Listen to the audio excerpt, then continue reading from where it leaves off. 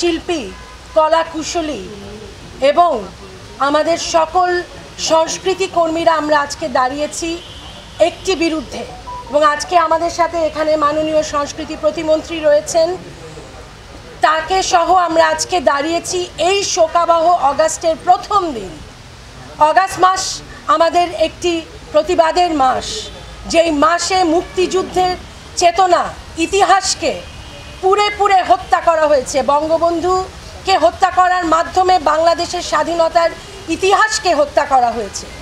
সেরকম একটি মাসে আমরা আবারও দাঁড়াবো, জীবনে নিজের জীবদ্দশায় কখনো ভাবিনি এই বাংলাদেশ টেলিভিশনের চত্বরে।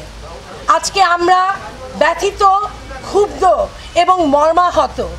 এই কারণে এই বাংলাদেশ টেলিভিশন, যে বাংলাদেশ বাঙালি সংস্কৃতির ধারক ও বাহক, বাংলাদেশের ইতিহাসের মুক্তিযুদ্ধের চেতনাকে ধারণ করেছে, সেই বাংলাদেশ টেলিভিশনের প্রাঙ্গণে এসে এই ধ্বংসযজ্ঞ দেখে আমরা সকলেই মর্মাহত হয়েছি। আমরা সকলেই শিল্পী হিসেবে বেড়ে উঠেছি এই বাংলাদেশ টেলিভিশনের প্রাঙ্গণে। এখানে আমরা বড় হয়েছি মানুষ হিসেবে, সচেতন মুক্তিযুদ্ধের আদর্শের নাগরিক হিসেবে, একজন শিল্পী হিসেবে আমরা এই প্রাঙ্গণে বড় হয়েছি। আজকে এই প্রাঙ্গণে এসে আমরা এক একজন চোখের পানি ধরে রাখতে পারিনি।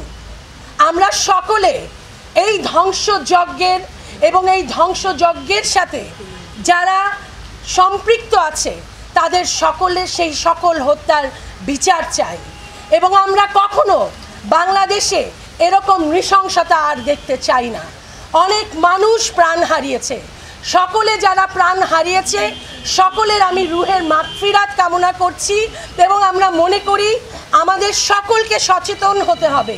মুক্তিযুদ্ধের ইতিহাস, সংস্কৃতির ইতিহাস, আমাদের আদর্শের ইতিহাস, যেটা আমরা হৃদয়ে ধারণ করে আজকে বাংলাদেশে এখানে এসে দাঁড়িয়েছি। আজকে এরকম বাংলাদেশ আমরা আর দেখতে চাই না। আমরা সকলে এই ধ্বংসযজ্ঞের পিছনে যারা রয়েছে তাদের যোগ্য শাস্তি চাই। আমি এইটুকু বলছি এবং আমি সকলকে আহ্বান জানাচ্ছি যে এগুলোর বিরুদ্ধে সকল সচেতন নাগরিক যারা বাংলাদেশকে ভালোবাসে তারা রুখে দাঁড়াবে।